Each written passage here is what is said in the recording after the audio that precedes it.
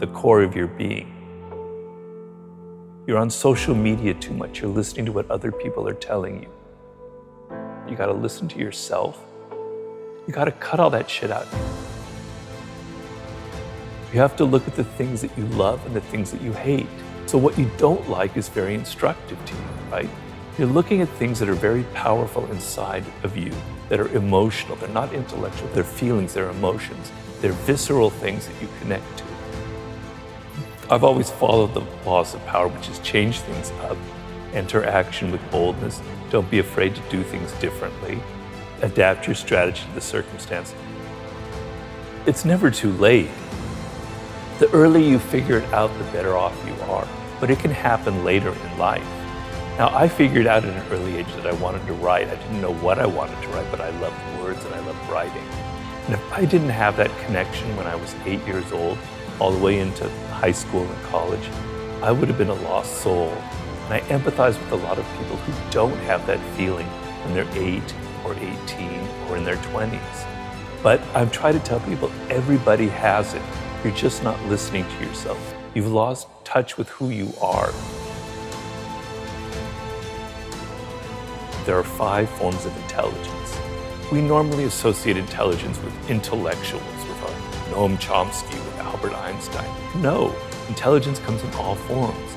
Working with your hands is a form of intelligence. A carpenter has a high form of intelligence. People who are sports, who athletically use their body, that's another form of intelligence.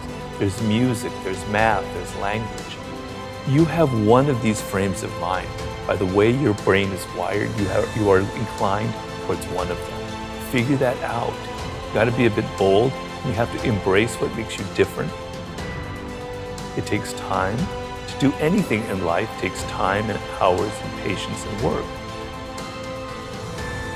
So I like to tell people to go back to their earliest childhood memories of things that really excited them before they got mixed up with parents, teachers, and all that, other people telling them stuff, you know? You gotta cut all that shit out.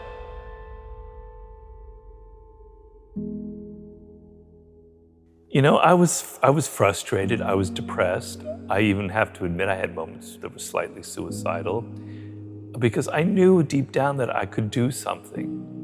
I was different from other people. I had different experiences, you know, and I knew that there was something I needed to express. There was a purpose to how my life had unfolded, but I couldn't find it.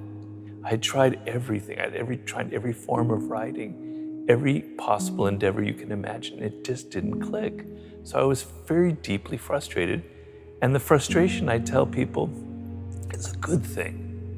Negative emotions are trying to teach you something. They're trying to teach you the opposite. Something else is going on. Frustration, what would be worse than frustration would be despair, giving up, no hope. But frustration is a sign that you haven't given up. You know you can do something, but you haven't figured it out. So when you have those kind of feelings, look at them and there's something positive in that. So I knew that there was something I was meant to do. I just couldn't figure it out when.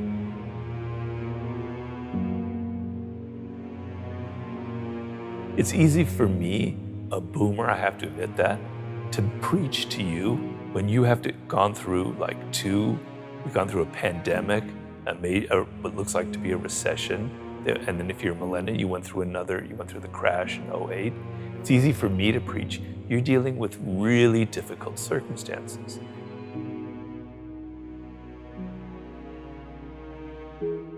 So a lot of people are rethinking their lives. They don't want to work at crap jobs just to get by. And I applaud that 100%, right? That's great. So you want to think about working for yourself is the ultimate position in this world.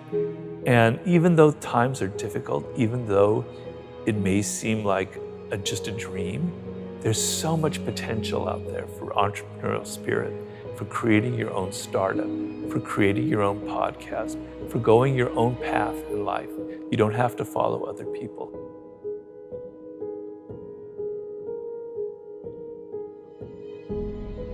It's not like it was when I was growing up. There were things that were better back then, but there are things that were a lot worse, right? You have so many more options.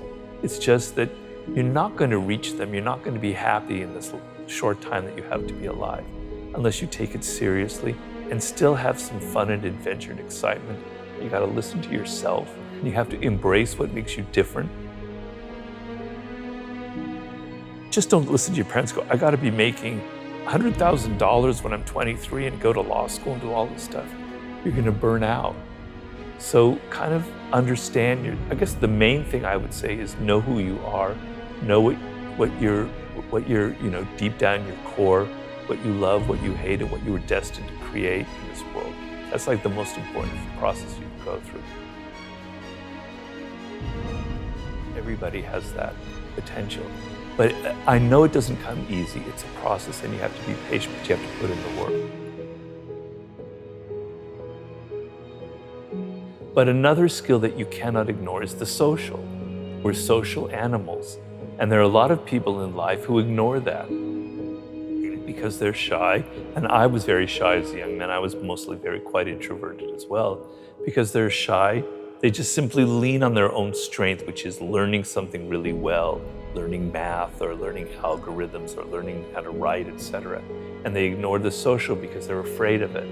But you cannot get ahead in this world as a social animal dependent on other people in every aspect of life unless you treat that as another skill as well. So yes, the process of looking inward is absolutely essential, but you cannot disconnect yourself from your teachers, your mentors, your colleagues. You could have all the skill in the world and know your life's task brilliantly, but if you continually alienate people by your boorish behavior, by your insensitivity, all of the skill level in the world will be completely neutralized by your own mistakes.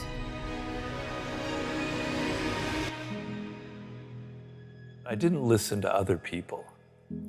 At so many turning points in my life, I could have been discouraged. People could have said, I had somebody say, Robert, you're never going to be a good writer in life. You need to go to business school, etc. My parents tried to funnel me this way or that way. I was stubborn and I was rebellious and I did my own thing.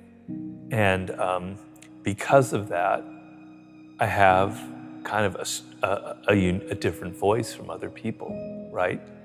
And when I look at books out there, I'm searching for that voice of somebody who's different, who has something different to say, who speaks in a different tone of voice, that has their blood and their personality in their writing. And I don't find it often, but when I do, it's a great thing. And so, to me, success in life is kind of being who you are.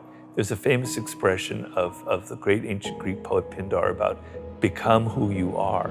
It's a process of becoming who you actually are and realizing what it is. So we talked about my weirdness earlier on, and following that has allowed me to craft my own message, which is basically about opening your eyes up to the reality of the world and to what people are like. But I'm not able to do that unless I had ignored what other people tried to foist on me earlier on in life. It's never too late.